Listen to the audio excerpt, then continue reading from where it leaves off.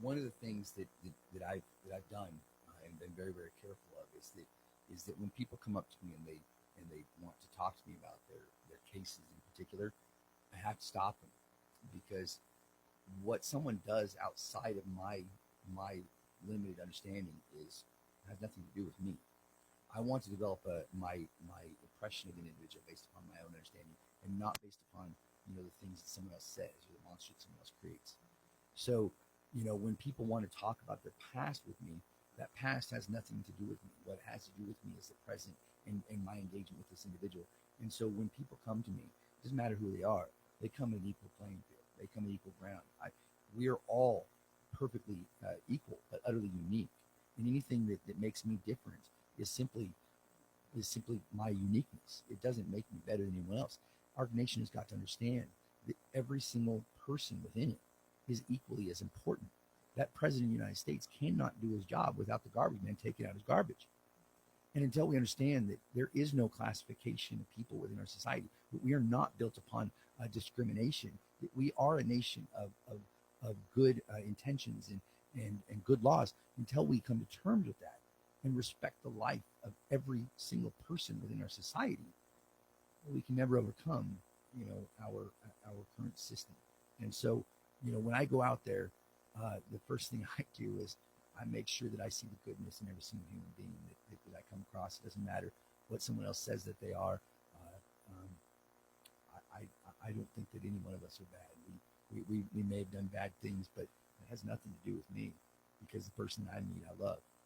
And, so if you want to change the world, they say change what's inside of you. And so, this has been an opportunity over the last 7 years of me changing, my perspective of what I see inside.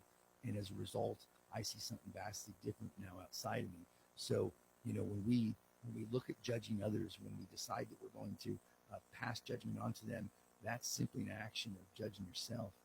And, so we need to get past that. So when we see good in the world, that's simply a reflection of the goodness that's inside of us. When we see evil in the world, that's simply a reflection of the evil that's inside of us. And we can all come to terms with the fact that what we see is an image of how we feel about ourselves. And so once we do that, we can all come to the same heaven, the same place, because it starts with the love inside, right? And once that love comes in, we can overflow that to all the brothers and sisters around us. And once that happens, there's no law that's going to be necessary anymore, because if you love your brother, we kill him. If you love your brother, will you steal from him? No. If you love your brother, will you sleep with his wife? No. Because all laws are summed up in that one single act.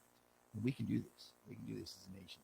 And I hope to express this to the people of the United States over the course of the next 40 days, because I'm not seeking to destroy.